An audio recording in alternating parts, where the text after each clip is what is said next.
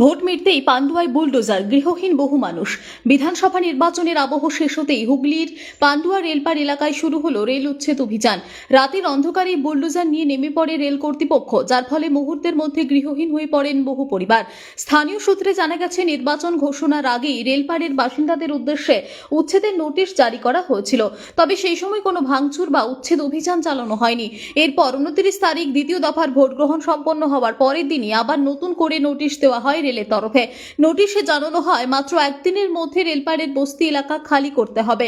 এই স্বল্প সময়ের মধ্যে অনেকেই তাদের দোকান ও ঘরবাড়ি খালি করে দেন, কিন্তু বহু পরিবারের পক্ষে বিকল্প আশ্রয় খুঁজে পাওয়া সম্ভব হয়নি। আজ হঠাৎ করেই বুলডোজার নিয়ে উচ্ছেদ অভিযান শুরু হলে চরম বিপাকে পড়েন সেই সব মানুষজন। ঘরবাড়ি ভেঙে যাওয়ায় তারা একেবারে আশ্রয়হীন হয়ে পড়েছেন। বহু মানুষের চোখে জল, অনেকে রাস্তায় বসেই প্রতিবাদ জানিয়েছেন। স্থানীয় বাসিন্দাদের একাংশের অভিযোগ, ভোটের আগে আমাদের উচ্ছেদ করা হয়নি, কারণ তখন আমাদের ভোট দরকার ছিল। এখন ভোট শেষ, তাই তড়িঘড়ি উচ্ছেদ চালানো হচ্ছে। তাদের দাবি, কয়েকদিন সময় দিলে অন্তত বিকল্প ব্যবস্থা করা যেত।